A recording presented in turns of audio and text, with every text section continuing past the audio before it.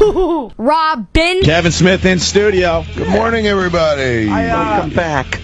Bad hair day for me, man. What happened? I didn't get a chance to shower. I was signing last night at the Barnes & Noble in Union Square, and we went rather long. And then I got back to the hotel, and I was like, do I go to sleep or smoke weed? And that's it's never a question. Like that's a morning question now, too. Like, I usually wake up 4, 5, 6, and the reason I wake up is I go, why am I sleeping? There's weed here.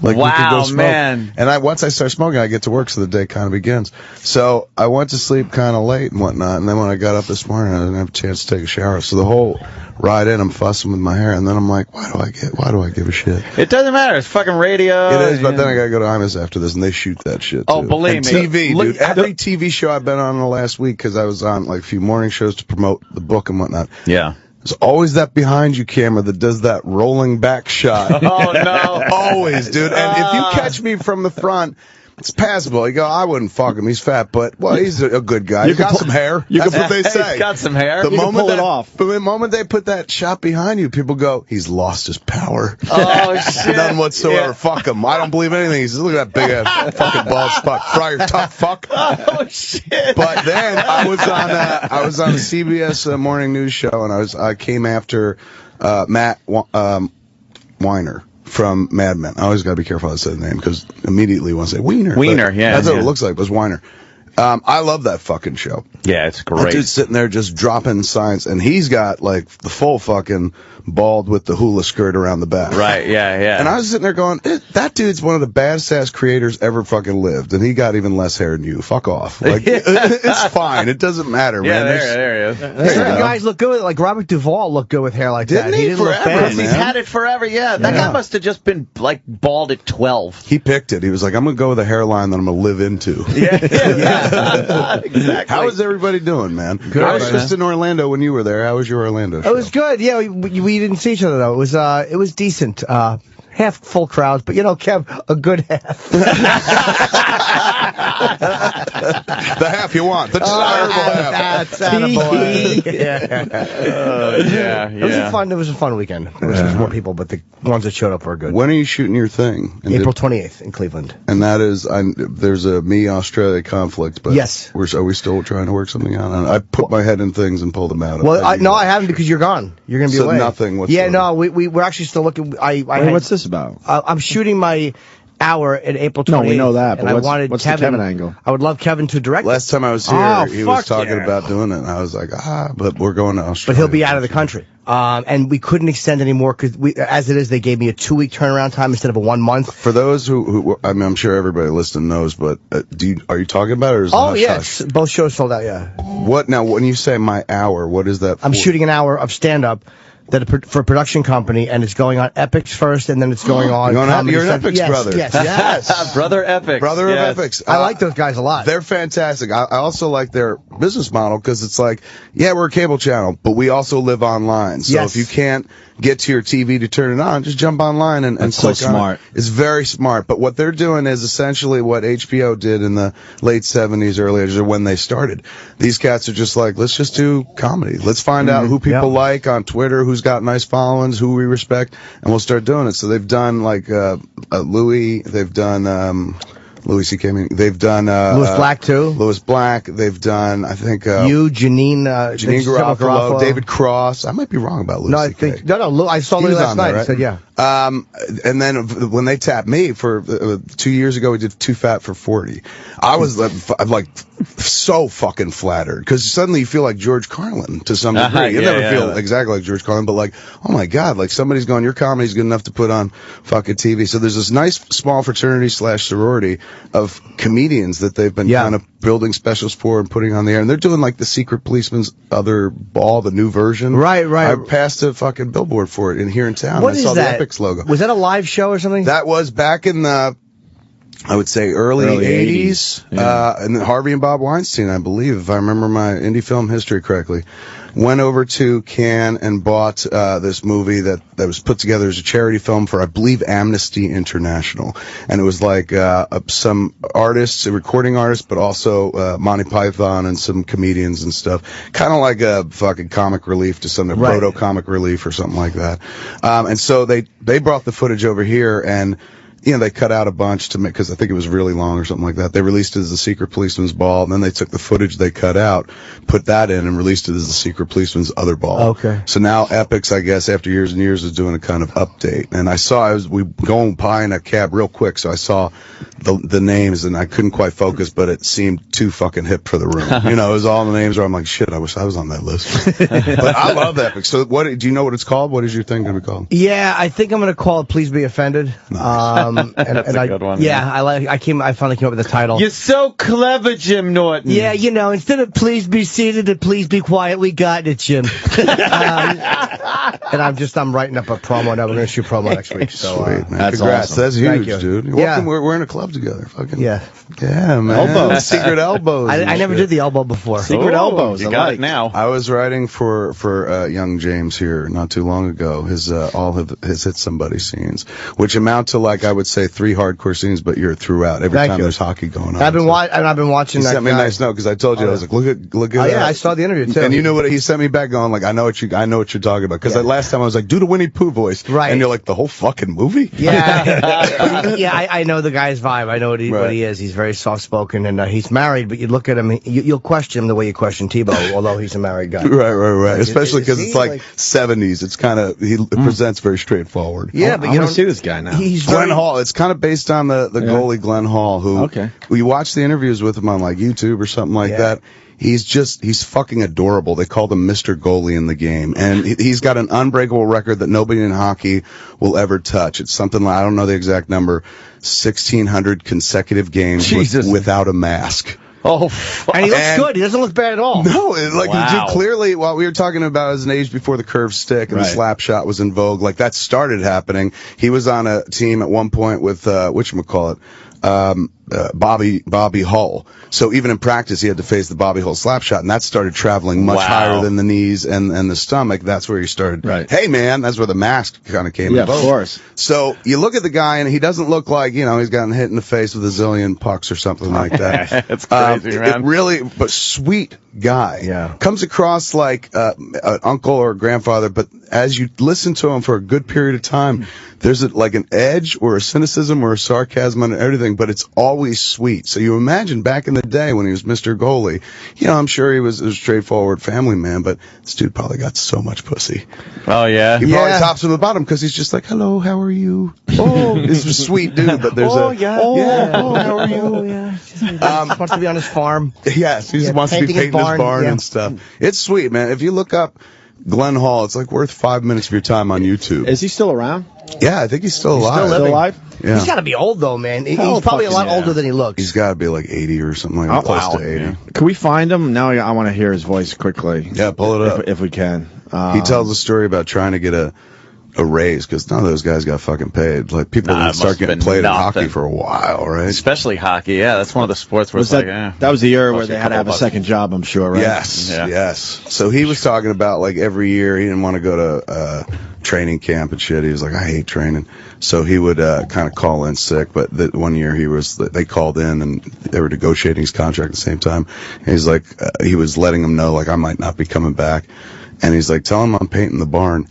And so, because he had a farm and stuff, and everyone imagined the barn must be like massive or something. It was a tiny shed. He just didn't want to go train, and finally they brought him in. And so, it's a sweet guy, comes across well, but it's like, whenever I see that dude talking, whenever I think about a character like that in terms of my movie hit somebody, boom, it's immediately Norton. So he's in there. Sweet dialogue. Wonderful scene where you vomit through the whole thing. Oh, that was a charming aspect of Glenn Hall was he was notorious for having a weak stomach. Like the game made him nervous, so before every game he would be puking his guts up and whatnot. Wow. And they tell like a story that like he says is he's going, it's not a true story, he's going, but they've told it so long that people think it's true. But they always tell the story of they're in the middle of a game, and he put his hand up, and the refs just paused the game, and he just skated over to the boards. It was like, everybody waited and stuff, and then he waved, and they went right back to the game. And he's in an interview I saw. He's like, that didn't happen. Sweet dude. That's what he looks like now, huh? 22nd, 1924. That puts me up 86 years old. 87. That's not him. No. Okay. That is A. Glenn Hall. Yeah, it's another guy. That's Put in Glenn Hall. Mr. Goalie, That looks like probably. Popeye. Yeah. When are you starting to shoot that, Kev? End of the year, it looks like. End of the year, all right. It keeps getting longer and longer, and then I'm like, God, is this a movie, or is it 2 movies? Is it something else?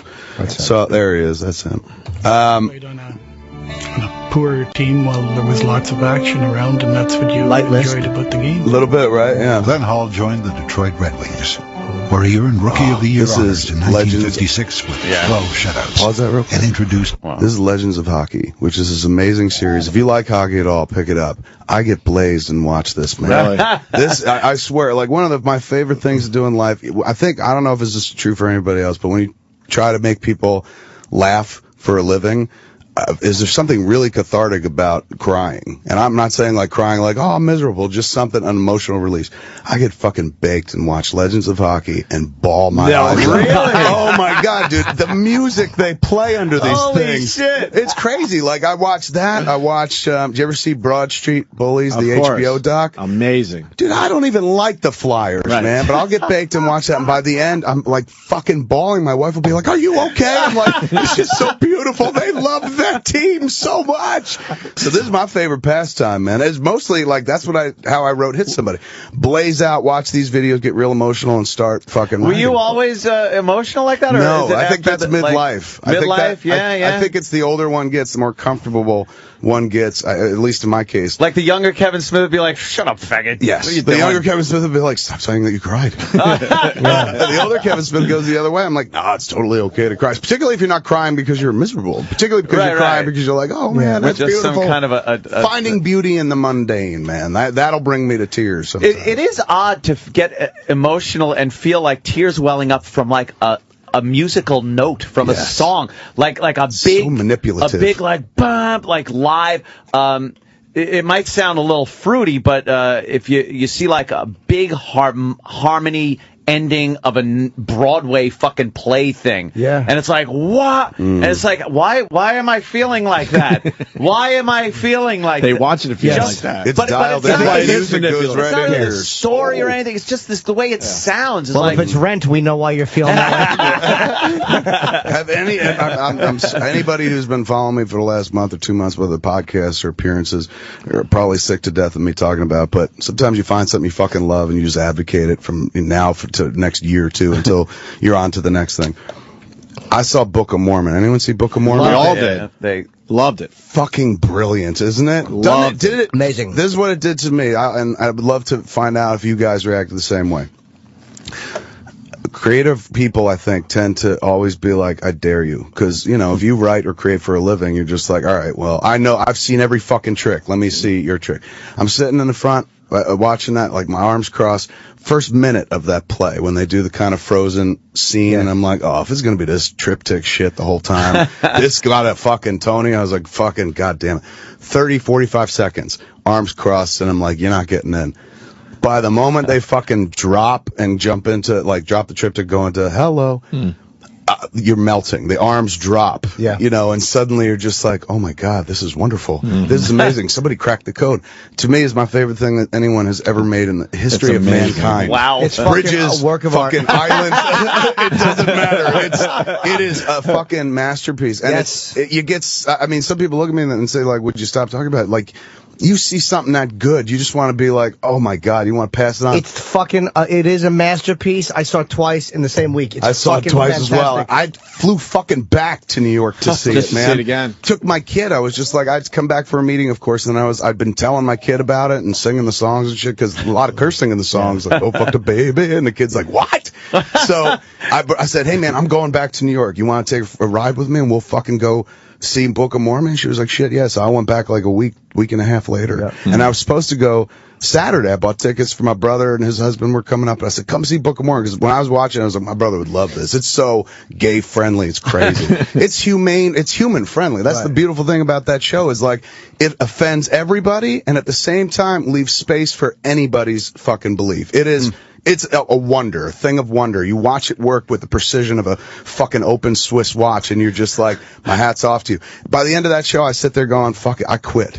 You know, what's the point, man? Like, but it's encouraging that they worked for 3 years on it. They didn't just fucking bang it out. 3 years they worked. Oh, my God. And it fucking shits all over Mormonism, and in a way it does, and it kind of vindicates them as, like, very human. And you know, you saw it. I loved it, and they're very fucking, they're not mean people. They're well-intentioned people, and it's like, it's hard to hate them after that. It's while I wouldn't even go so far as to say they shit on Mormonism. They never cross that line. They present it with a kind of wry smile. But they're never just like, this is horseshit. But at the same time, the indication is just like, not, although we're talking about Mormonism here, this goes for every religion across the board. It is, aside from being brilliantly funny and fucking sing-along wonderful, and it's a fucking flat-out full-blown show, right? It's not like, it's no joke. Fucking dancing, tapping, fucking singing and whatnot. It's a really wonderful story about religion. Like, you watch this thing and you're like, oh my God, this is the story of fucking religion. Like, none of it's fucking... Jimmy and I love the turn it off. That's right here. Turn it off. Oh God, it's so fucking We had them in. We had a bunch of those guys in, and that's the only time like Andrew Reynolds and Josh. Reynolds was in, and Gad was in, and fucking Michael Potts, and fucking. Did you? Are you a Wire fan or no? A fucking cast. Are you a Wire fan? So I didn't know he was fucking. You know, Michael Potts was in The Wire as Brother Muzone. That's Brother Muzone? Yeah, that's how I felt. Oh my God, now I'm thinking about it because I was talking to him backstage and I'm looking at him and and I'm sitting there going like, well, it must be because, you know, he's the guy that was like, you know, Joseph Smith, do not fuck up, baby. So immediately I'm looking at him going, you're famous because I just watched you do that fucking thing that made me laugh. But now that you said it, I'm putting glasses on him in my head. It is fucking Muzone. Holy shit. You can go online. There's there he is. Michael Potts. There's one performance of it online. It's from the Tonys, and it's Andrew Reynolds and the guy who played the fucking... I believe. I believe it. General butt fucking naked. Butt fucking naked, yeah. And, it's really good. I believe it's for the Tonys, and it's really a fucking... You can just get a sense of the vibe. Oh, it is. It's a good indicator. I watched that. You become a nerd for things that you're kind of into, and you start looking them up and whatnot, and it's true. That is like the only real clip you could see. So, this dude's fucking amazing. He's awesome, Andrew Reynolds. And he looks like a little, like a plastic toy in this play. He's so perfect with his hair. To be teaching of Christ across the sea, but I allowed my faith to be shaken. Oh, what's the matter with me? I've always longed to help the needy, to do the things I never dared. This was the time for me to step up, so then why was I so scared? A warlord who shoots people in the face. What's so scary about that? I must trust that my Lord is mightier and always has my back. Now I must be completely devout. I can't have even one shred of doubt. Listen to this fucker's voice, man. I believe that the Lord God created the universe. I believe that He sent His only Son to die for my sins. And I believe that ancient Jews built boats and sailed to America. I am a Mormon, and a Mormon just believes. You cannot just believe. Jump to the end, jump to when he with the warlords there. It's the moment in the play where the dude is hold on one second, go back a little bit. A little bit more. Hold on, pause right there. Moment in the show where the dude is like, you know, it's of any musical, of Disney movie where the hero's like, I know my quest and shit. So he's figuring out what he's gonna do, and he is essentially goes to the camp of the warlord, the Ugandan warlord, who's forcing castration on women in the village. Little circumcisions. Circumcision, shooting people in the fucking face, and he's gonna go convert them to Mormonism. And the whole song, as you hear, is like that. It's like, I believe, and he's talking about the things he believes, and then there's always this like weird Mormon belief where you're like, is that what they believe? And when it gets to this line, this is like a crescendo of that entire song in terms of like Mormon belief. He busts into the general's camp to sing. Go ahead. General, we have an intruder. He just walked right into camp. I believe. Pointing guns at him. Yeah, they're all pointing guns at him. That the Lord God has sent me here, and I believe that in 1978 God changed his mind about black people. You can be a Mormon who just believes. Listen to the general. What the Part of this fucking song. All of a sudden, this dude's singing, belting it out. Then cuts in, he's just like, what the fuck is this? It is like, it's unfair to say, it's like South Park come to life, because the boys, who work on that, and also the fellow from Avenue Q did it. It's beyond that. We loved it. I don't like musicals in general. I hate musicals. I really don't. I'm dying to see this again with this cast. Reynolds is amazing. They're all fucking. When are these guys going away and I don't know. bringing in the new guys? This Saturday, what I had tickets for, this Saturday was the 1 year anniversary, I think, of the run or something like that. That's not that bad. They could do a couple years. I wonder how long they're going to stick around. They've now starting the touring shows. It starts in Chicago, and then there's one going to L.A., and Josh was on TV, I guess, out in L.A. to announce, hey, Book of Mormon's coming, but they were like, you going? He's like, no, I'm not going to be in it. So he's not in that They're one. the New York cast, right? Yeah, they're the hardcore originals in New York. And fucking Nikki, what's her name? Nikki St. James or Nikki? Oh, God, can she sing? She's fucking awesome. She was in, too. Nice to look at. She has, she's beautiful, beautiful woman, but what an incredible voice. That song she sings, like, it's hysterical, and it'll make you a little bit sad, bittersweet, the Salt Lake City song.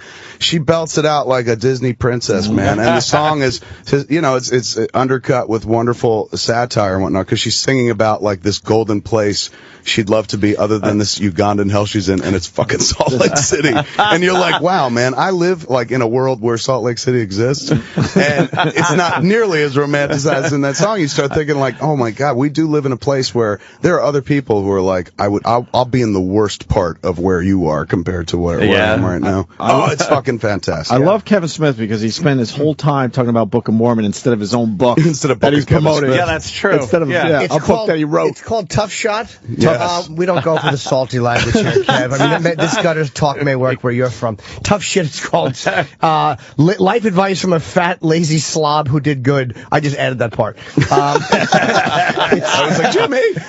It's fucking another book, dude. Is this autobiographical or is it this just one is observations? kind of part memoir, part the usual current day book. Part like, memoir, part advice tome. Where it's just I wish we got it earlier than today, but it looks like it's some shit that has happened to Kevin Smith. There's a line. It covers the last 5 years. It's good. The Bruce Willis you got shit's Bruce in there. Willis in here? Bruce Willis is in there. Shit. Good. Southwest Airlines is in there. Red State's in there. The Smodcast, Comic Book Men tells the whole fucking story of the last 5 years. It's good. It's really, really good. I'm proud of it, man. But if you're not a reader, I read the audiobook, which was pretty fucking awesome. Okay. See, I would do that. I want that version. It was dope, man. And you have to, there's somebody there with you the whole time, and every once in a while they're like, a little more. And you're like, oh, and you gotta fucking really put yourself into it. You have to emote. You can't just, a little bit. I was being directed. And then, there's one for iBooks that's an enhanced version where it has the book, but at the beginning of the book is a little video intro to each chapter where I'm like, hey man, welcome to the house, and fucking in this version, in this chapter, we're going to talk about this. That's cool. It's kind of dope, so smart. man. That's where it's going. I mean, cause the bookstores are closing, so it's harder to do signings. So what are you going to do to get that? You throw them a little content, a little bonus content, so they watch the video and whatnot. The nice thing about it is my dog just died, Scully, my oldest dog, and before she died, like she was in I forgot, but one of the intros I shot was with her. So I was looking at it and I was like, oh my God, she's there. It's kind of sweet. But the book, tough shit. Very, very. I think it's fine now. How do you promote this on TV? Honestly, like I say, I'll give you the exact TV rap because I've been doing it for a few days. Hey man, the easiest way we say it on TV is take a substitution, take my name, slam it in there, and we say Tough Smith, and they go, oh, look at you. So at TV, Tough Smith, I call it. You're going to be doing Imus in a few minutes, right? Oh yeah, heading over to Imus. Hey, Kevin from Connecticut wants in here. Kevin, we're talking to Kevin Smith. What's up, buddy? Hi, Kevin. Good morning, sir. How are you? Good. Have you seen the movie Goon? I did. I rented it on iTunes a couple weeks ago. I really liked it. I definitely enjoyed it. I mean, I like Sean. Obviously, I've worked with him twice and whatnot. It's a movie about hockey, so I'm predisposed to like it. It's a movie about a hockey enforcer, which is the most romantic aspect of the game. So I'm inclined to like that. I'm making a movie about a hockey enforcer, so naturally I was a little interested. And when I saw it, I was absolutely relieved. They went for Slapshot, and that's great. God bless. I would never go for Slapshot because I can't do it. Slapshot. But if I was going to go for any George Roy Hill film, it would be not Slapshot. It would be The World According to Garp. So the hockey movie I'm making is more like The World According to Garp. I'm glad that they went for Slapshot. I enjoyed it. There's funny stuff in it. The guy who plays the goalie is the dude who is in the filmmaker's other works. He made a movie called Fubar and a sequel to that. And he's got the wonderful moment where he's just like, 2 rules. One, don't touch my Percocets. Right. And number 2, do you have any Percocets? He was good, man. It's totally worth getting. It's on VOD. You could peep it out now. Any hockey movie deserves support. Yeah, I really liked it too there, Kevin. You know, one thing I noticed about it is take a look at Ross the Boss Ray. And take a look at Jay Miller, the goon from the Bruins in the 90s, or even 2000s.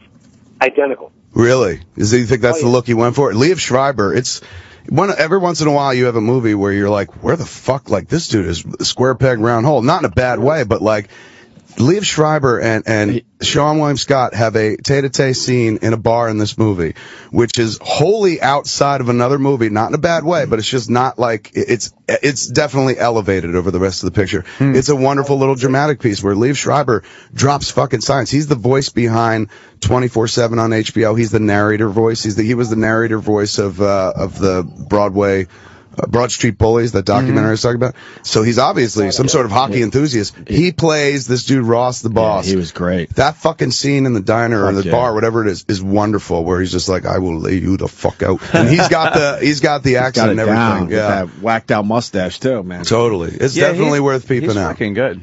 I like that guy. Yeah, I've seen him in Liev Schreiber? Yeah, he's wonderful. He's in one of my favorite TV movies of all time. HBO did this thing called RKO 287 about the making of Citizen Kane. Oh, really? And he plays Orson Welles. He's really fucking, really intense. He's really good in Goon, too. He's not in it a lot, but he's certainly he's in it very little, but for what he's in, it's astounding. He's one, and even he steals the show. The fight scene at the end, you get to movies, fight scenes, and generally they're kind of bullshit, with the exception of the ankle thing, which looked very weird. Their fight on ice was pretty damn. Fuck yeah. Yeah, it was authentic. It felt kind of good. It didn't feel like the Youngblood fight. Yeah, and they didn't hold back. They're showing the teeth flying out, the blood. So much blood in this movie, Goon. My God. He played Ricky Romo in the fucking Broadway version of Glengarry Glen Ross that I saw. Oh, really? With Alan Alda. Liev Schreiber? Really? Tom Wopat, yeah. Who did Alan Alda play? He played Shelley. Yeah, good luck with the book, Kevin. Hey, thank you so much, sir. He played Shelley the Machine. Yeah, although he was good, but he made a weird character choice, which was still good, but I preferred